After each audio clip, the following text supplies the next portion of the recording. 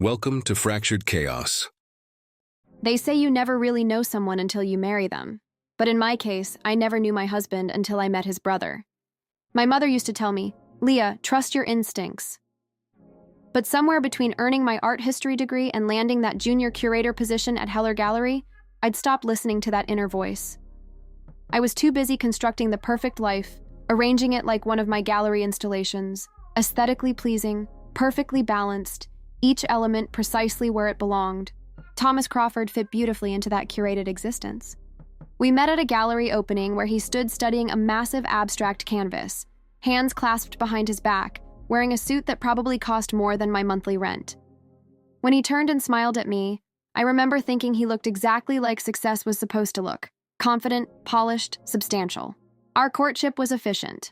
6 months of perfectly orchestrated dates to the symphony, weekend trips to Napa, intimate dinners at restaurants where the maitre d' knew him by name. Thomas never raised his voice, never had a hair out of place, never showed a crack in that immaculate veneer. I mistook his control for stability, his reserve for depth. On our wedding day, standing in the ivy-covered stone chapel with my custom gown and peonies, Thomas's selection, not mine, I briefly wondered why none of his family had come. Estranged, he'd explained months earlier with just enough vulnerability that I never questioned it again. It's just been me and Jason for years. Jason, the mysterious younger brother who couldn't make our wedding due to work overseas, the only family Thomas ever mentioned. So when Thomas came home on our 6-month anniversary and announced that Jason needed a place to stay for just a few weeks, I was curious despite my annoyance at not being consulted. "He's between projects," Thomas explained, his tone carrying that slight edge that appeared whenever I questioned his decisions. I still remember the exact moment Jason arrived. I was arranging white hydrangeas when the doorbell rang. The man on our doorstep was nothing like I'd imagined. Where Thomas was clean-cut with carefully maintained salt and pepper hair, Jason was all sharp angles and barely contained energy, with dark curls and a threadbare army surplus jacket. "You must be the famous Leah," he said, his smile crooked but genuine. His eyes, the same unusual gray-green as Thomas's, crinkled at the corners when he smiled, something I'd never seen Thomas's eyes do. That first night was excruciating. Dinner stretched over 3 hours, Thomas dominating the conversation while Jason pushed food around his plate, occasionally catching my eye with the slightest raise of his eyebrow. I found myself stifling unexpected laughs at his silent commentary.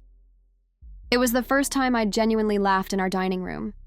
Later, retrieving a water glass from the kitchen, I overheard them, voices low and intense. Thomas had Jason crowded against the refrigerator, one hand braced beside Jason's head. "Can't keep doing this," Jason was saying. "It's not fair to—" "You agreed," Thomas hissed. "You promised me time." They sprang apart when I entered, Thomas's politician smile snapping back into place. Just catching up. But as Jason shifted away, something fluttered from his pocket. A hotel receipt that Thomas quickly scooped up. Not before I glimpsed the date, though. 3 weeks earlier, when Thomas was supposedly at a business conference in Chicago. That night, lying beside my sleeping husband, I replayed the scene.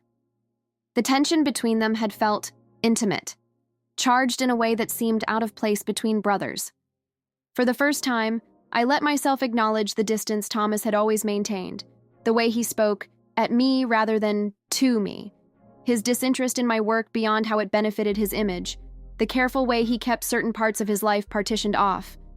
The next morning, I started watching, really watching. I noticed how they never reminisced about childhood memories, how when I asked about their parents, they exchanged lightning-quick glances before Thomas changed the subject. The absence of family photos, the way they communicated in half-sentences sometimes, with a familiarity that seemed to transcend brotherhood. "How long have you been in New York?"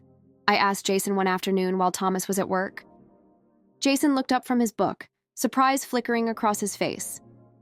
"This time, just got in." "But you've been here before? Recently?" Something guarded slid behind his eyes.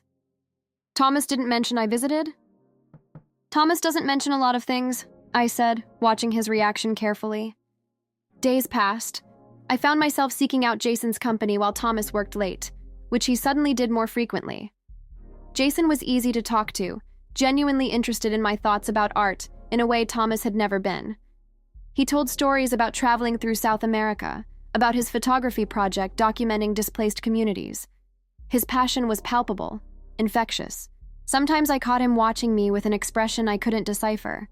Something like guilt mixed with another emotion I wasn't ready to name. One night I woke to find Thomas's side of the bed empty.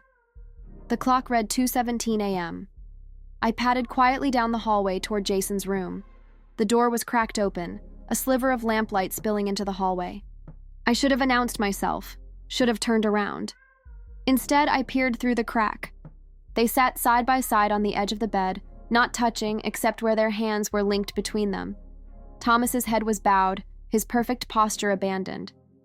Jason was speaking too softly for me to hear, his thumb rubbing circles on Thomas's hand. The intimacy of the gesture hit me like a physical blow. I'd been married to Thomas for nearly 7 months, and he had never once held my hand like that, like it was both anchor and lifeline. 2 days later, Thomas left his laptop open when he went to shower. I had never snooped before, had prided myself on respecting his privacy. But something inside me had shifted. With shaking hands, I opened his email. What I found shattered the remaining illusion of my marriage. Years of correspondence between Thomas and Jason, messages filled with an intimacy I'd never experienced with my husband, pet names, references to weekends spent together, arguments about their relationship, about when Thomas would finally leave his situation, the cold, clinical term he used to describe our marriage. But the gut punch came when I discovered another set of emails, these to his lawyer. They detailed a calculated plan involving Thomas's company shares worth millions that would legally become partly mine if we divorced without cause, but would remain entirely his if he could prove infidelity on my part. The pieces clicked into horrible place. The subtle encouragement whenever I mentioned finding Jason interesting. The way Thomas had suddenly started working late, giving us time alone. The convenient placement of Jason in our home. I wasn't a wife to Thomas. I was an investment he was preparing to liquidate, but only after ensuring he'd extract maximum value. My hands trembling, I closed the laptop exactly as I'd found it. The next day, I searched our bedroom and found what I feared, hidden cameras positioned to capture every angle of our bed. The rage that swept through me was clarifying. Thomas Crawford had made a critical error. He'd underestimated me. He saw what he expected to see, a compliant, naive woman so flattered by his attention that she'd never question his narrative.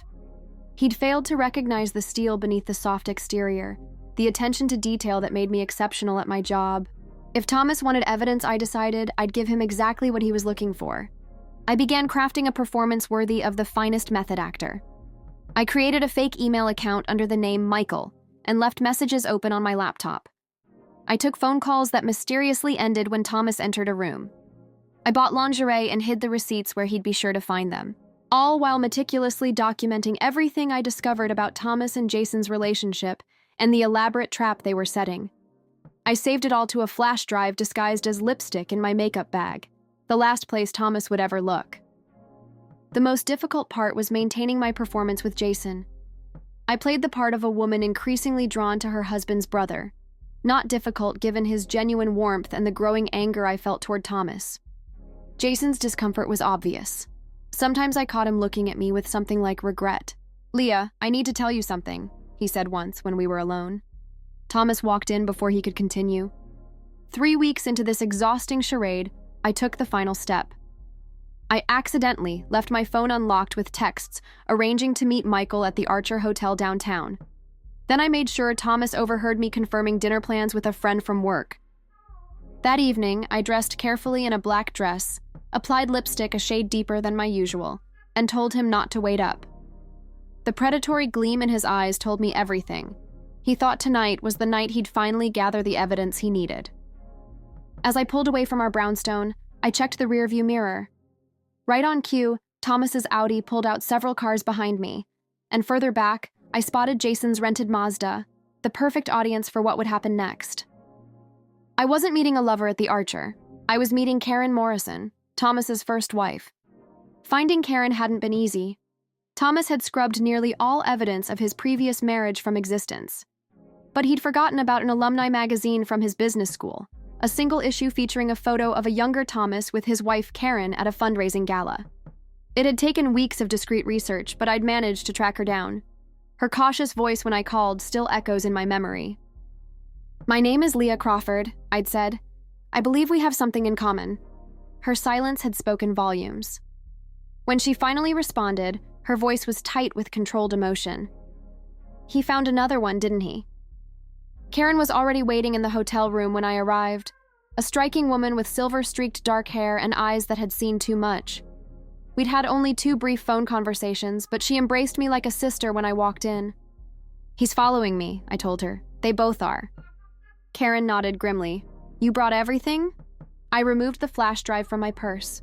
While she connected it to her laptop, I arranged the physical evidence I'd gathered, printouts of emails, bank statements, photographs, and divorce papers my own lawyer had drawn up. Karen added her own documentation. "There were others," she said quietly. "After me, before you." "I know," I replied. "I found Miranda's obituary. Miranda Levinson, Thomas's 3rd wife, who'd supposedly taken her own life 3 years ago. The second wife, Diane, had lost custody of her children during their divorce after Thomas produced evidence of drug abuse." "How did you get away?" I asked Karen. "My brother's a detective. He never trusted Thomas. Started looking into his background after I mentioned some things that didn't add up. I managed to walk away with a settlement, but I had to sign an NDA about our marriage." "Which doesn't prevent you from helping me," I finished. We were just finishing our preparations when the door burst open. Thomas stood in the doorway, keycard in hand. His perfect composure slipped for just an instant when he registered Karen's presence. "What is this?" he demanded, his voice dangerously soft. Jason appeared behind him, then froze, his eyes darting between us and the evidence laid out on the table. "I think it's time we all had a chat," I said. Thomas's eyes narrowed as understanding dawned. "You're making a mistake," he said in that condescending tone I'd grown to despise. "Jason is my brother." That was the moment Jason stepped forward, his face drawn with bone-deep weariness. "No, Tommy, I'm done lying." He looked at me with something like respect mingled with regret. "We're not brothers. We never were." The confession tumbled out, how they'd met in college, fallen in love, but Thomas's ambition and fear of how being openly gay would affect his career had led to their elaborate charade. Jason became the fictional younger brother, making appearances at key moments, providing Thomas with the perfect cover story. "And I was just the latest prop in your performance," I said. "The perfect wife to complete the image." Thomas's face hardened. "It was a mutually beneficial arrangement. You got the lifestyle you wanted." "No," I corrected him. "I got the lifestyle you convinced me I wanted, while you planned to discard me like you did all the others." "Tell her the rest, Tommy," Jason said, his voice breaking. "Tell her about the others." The color drained from Thomas's face as Jason revealed the full pattern. How I wasn't the first in a string of women Thomas had married and systematically destroyed when they were no longer useful. Each marriage had advanced his career. Each divorce had been orchestrated to ensure the women left with as little as possible, their reputations in tatters. "Miranda killed herself, Tommy," Jason said, tears streaming down his face. "After everything you put her through, making her think she was crazy, turning her own children against her, and still you just moved on to the next one." Karen spoke up. "It's over, Thomas. We have everything. The offshore accounts, the evidence of how you set up each of us, the recordings of you planning to frame Leah." I slid the divorce papers across the table. "Sign it, or everything we have goes to your board of directors tonight, and to the police." Thomas looked at me with such hatred it momentarily stole my breath. I held his gaze without flinching. "You think you've won," he said softly. "You have no idea who you're dealing with." "Actually," Karen interjected, "she does. That's the point, Thomas. She sees you clearly. We all do now." Thomas's gaze moved from me to Karen, then finally to Jason, who stood apart from all of us now, arms wrapped around himself. "You too?" Thomas asked him, something almost vulnerable flashing across his face. "I've covered for you for 15 years, Jason said quietly. "Helped you hurt people who never deserved it. I can't do it anymore." For a moment, I glimpsed something crumple in Thomas's expression, real emotion finally breaking through the perfect facade. It vanished almost instantly as he picked up the pen and signed the papers without another word. He paused at the door on his way out, You'll regret this, he said, his voice eerily calm. All of you. Karen laughed, a sound so unexpected it startled us. That's exactly what you said to me 10 years ago, Thomas. I'm still waiting for the regret to kick in. After Thomas left, the three of us sat in stunned silence. Jason finally broke it. I'm so sorry, Leah, he said, his voice raw. I never wanted to hurt you. I studied him, this man who had been both accomplice and prisoner in Thomas's deceptions. Why did you stay with him so long? Love at first, then habit, then fear. He looked up at me. He has a way of becoming the center of your universe, making you believe you can't exist without him. I know, I said softly, and I did. What will you do now? Karen asked me. I realized I hadn't thought beyond this moment, had been so focused on exposing Thomas that I hadn't considered what would come after. Start over, I said, surprising myself with the certainty in my voice. But on my terms this time. What Thomas didn't know was that I'd already taken precautions beyond what I'd revealed. I'd sent encrypted files to the ex-wives and partners of senior members at Thomas's firm, men cut from the same cloth as him. By morning, half the board would be facing their own reckonings. In the weeks that followed, I watched as Thomas's carefully constructed world began to unravel. The board launched an investigation. Former clients distanced themselves. The shares he'd fought so desperately to keep plummeted in value. I moved into a light-filled loft in a different part of the city. I quit my curator position and used part of my settlement to lease a small gallery space of my own. I started painting again, large abstract canvases that expressed all the emotions I'd suppressed during my marriage. 6 months later, I received a letter postmarked from Seattle. Inside was a photograph of a sunset over water and a note in Jason's distinctive handwriting. Leah. I've moved to the Pacific Northwest. Karen helped me find a place to stay while I figure out what comes next. Did you know she teaches photography at the community college here? I keep thinking about that night and everything that led to it, about all the people hurt in Tommy's wake, about my part in it. We're not so different, you and I. We both fell for an illusion, became supporting characters in someone else's story. The difference is you found the courage to write your own ending. Watching you stand up to him gave me the strength to finally walk away from 15 years of lies. I'll always be grateful for that. I hope you're finding your way forward. I hope someday you can forgive me for my part in what happened to you. I didn't respond right away. Couldn't find the words for how I felt about someone who had been both complicit in my deception and instrumental in my liberation. Instead, I channeled everything into my work. Last week, I finalized the sale of my remaining shares in Thomas's now struggling company. I used part of the money to establish a foundation providing legal and psychological support for survivors of coercive control. The rest funded the expansion of my gallery, my name on the deed, my vision on the walls. As for Thomas, I heard he moved abroad, probably hunting for wife number 5, constructing a new narrative where he's the wronged party.